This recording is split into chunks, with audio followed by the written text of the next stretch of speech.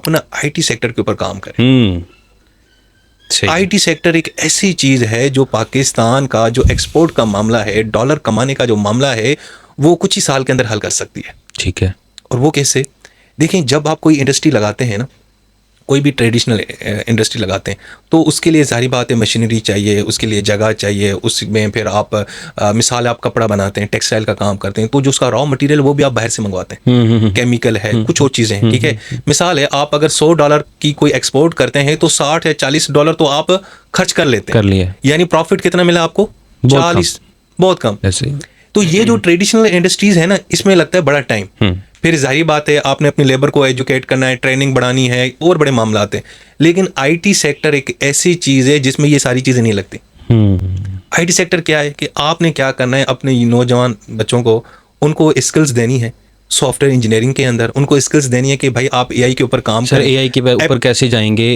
75,000 बच्चा तो मैट्रिक में फेल हो गया हमारा। यही तो बात है ना कि हमने अगर इस तरह की आप एक हुकूमत पॉलिसी बनाए या हुकूमत इस तरह के इकदाम करे कि भाई इन नौजवानों को मैंने कन्वर्ट करना है, यानी इनके ह्यूमन कैपिटल के ऊपर काम करना है। आप ह्यूमन कैपिटल के ऊपर काम ही नहीं करते, आप इंडस्ट्री पे इंडस्ट्री लगा रहे थे कि इंडस्ट्री के अंदर जो बंदा काम कर रहा है भाई उसको तो आप तैयार करें। एग्जैक्टली। आप उसको इस तरह ट्रेन करें कि वो भाई आपको कमा के दे, डॉलरों में कमा के दे। सही है, ठीक है ना। तो आपने क्या करना है, आईटी इंडस्ट्रीज के ऊपर ज़्यादा काम करना है। उसमें क्या होता है कि उसके अंदर जो प्रॉफिट मार्जिन होता है ना, वो बहुत ही ज़्यादा होता है। यहीं पे लाहौर में एक लड़का बैठ के एक सॉफ्टवेयर बनाता है, सॉफ्टवेयर बना के किसी अमेरिकन कंपनी को बेचता है, $100 के $100 उसी टाइम आपके अकाउंट में आ गए। जबकि उसके मुकाबले में जो ट्रेडिशनल इंडस्ट्रीज हैं, मैन्युफैक्चरिंग के बड़े बड़े इदारे, उसमें टाइम बड़ा लगता है और बड़े मामलात हैं। अब इसका ये मतलब नहीं है कि आप उस इंडस्ट्री को नज़रअंदाज करना है, वो इंडस्ट्रीज भी बहुत ज़रूरी है, क्योंकि लोकल जो हमारा रोज़गार है वो वहीं से जनरेट होता है। हमारे जो वो लोग जो अनपढ़ हैं बेचारे, वो तो वहीं से उनके साथ ही जुड़े हुए हैं ना इंडस्ट्रीज के साथ, वो हमने करना है। लेकिन जो मैं आपको मसला बता रहा हूँ खसारे का, डॉलर कमाने का, तो उसके लिए आईटी सेक्टर से बेहतर कोई नहीं है कि आप नौजवान को बस आपने देना क्या है, उनको आपने एक अच्छा इंटरनेट देना है, आपने उनको स्किल्स देनी है, सही है, साथ में उनको आप एक सिस्टम वगैरह दें, इस तरह का माहौल दें ताकि वो उस पर बैठ के काम करें, बिस्मिल्लाह करें आप। इसका एक एग्जांपल है फिलिपाइन। फिलिपाइन एक बहुत छोटा सा मुल्क है, उसके पास इतने वसाइल नहीं जितने अल्हम्दुलिल्लाह हमारे पाकिस्तान के पास हैं, लेकिन उसकी जो यूथ है ना, वो जनाब आईटी सेक्टर के अंदर और सर्विस के अंदर इस वक्त नंबर 1 पे जा रही है। सही। आप यूरोप में चले जाएं तो हर दूसरा बंदा आपको फिलिपाइन का नज़र मिलेगा। आप केयर सेटर सिस्टम पे जाएं, आप किसी भी इंडस्ट्री में, बैंकिंग सेक्टर में जाएं, इवन के नर्सिंग के अंदर, नर्सिंग के लिए तो बड़ा मशहूर है कि भाई फिलिपाइन से ज़्यादा नर्सिंग की जो खवातीन है वो इस फील्ड में सबसे ज़्यादा वही मौजूद है। तो वो लोग क्या करते हैं, उन्होंने अपने नौजवानों को एक यानी कि ह्यूमन कैपिटल जो है उसके ऊपर उनके ऊपर काम किया है, उनकी स्किल्स, उनकी सर्विस।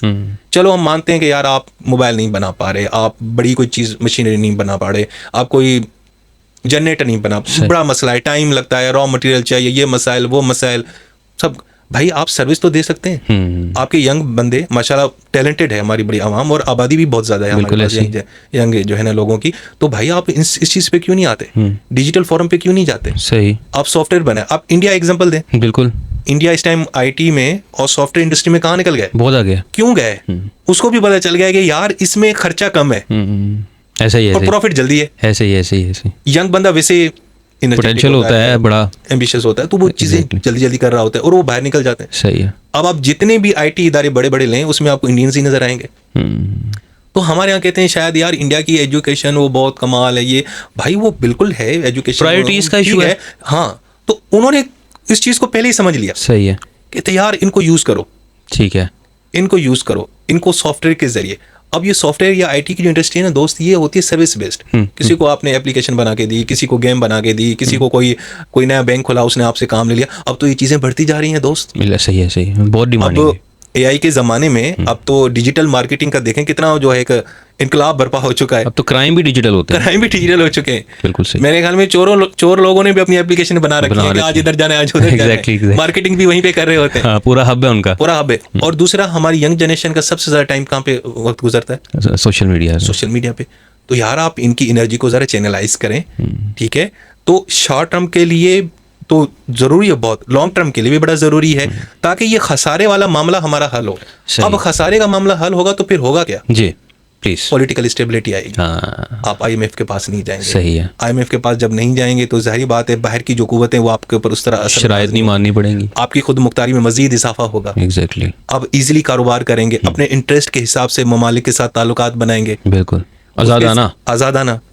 जब आपके मुल्क में डॉलर ज़्यादा आएंगे, एक्सपोर्ट ज़्यादा बढ़ेगी, आप इंपोर्ट अपनी मर्जी की करेंगे, जितनी इंपोर्ट करें आप कहते हैं हम यार हम अफोर्ड कर सकते हैं।